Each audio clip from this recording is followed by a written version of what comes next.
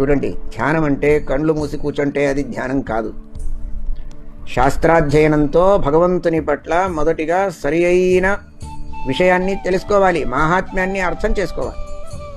చేసుకున్న తర్వాత దృఢం చేసుకోవాలి. దృఢం చేసుకున్న తర్వాత ఆ దృఢీకృతమైనటువంటి ఆ భగవత్తత్వాన్ని మనస్సులో తలుచుకోవాలి. అదే ధ్యానము. అటువంటి ధ్యానాన్ని చేయవలెను. ధ్యాతః ఇలా చేస్తే తరువాత ఆ భగవంతుడు అపరోక్ష జ్ఞానాన్ని అనుగ్రహిస్తాడు. యో దదాత్యమృతత్వం హి, అమృతత్వం అంటే మోక్షం. ధ్యానంతో మోక్షమేనా? ధ్యానంతో భగవంతుని అపరోక్ష జ్ఞానం అవుతుంది, సాక్షాత్కారం. ఆ భగవంతుని సాక్షాత్కారం వలన మోక్షం కలుగుతుంది.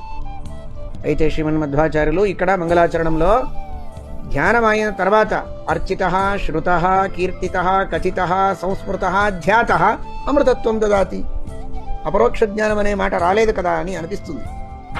వ్యాఖ్యానకారులు అంటారు, అమృతత్వమే రెండు రకాలుగా, ఒకటి జీవన్ముక్తత్వం, ఇంకొకటి ముఖ్యమైనటువంటి ముక్తత్వం. ఆ రెండిటిని అమృతత్వం అనే పిలుస్తారు.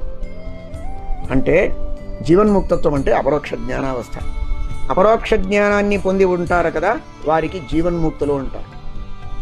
వారు ఇంకా మోక్ష సుఖాన్ని అనుభవించడానికి మొదలుపెట్టలేదు. అపరోక్ష జ్ఞానం అయి ఉంటుంది, ప్రారబ్ధ కర్మాన్ని భోగిస్తూ ఉంటారు.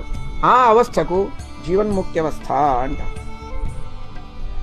యో దదాతి అమృతత్వం హి, ధ్యానం తర్వాత ఆ భగవంతుడు మొదటిగా మనకు అపరోక్ష జ్ఞానాన్ని కటాక్షిస్తాడు, ఆ జీవన్ముక్త్యవస్థని కటాక్షిస్తాడు.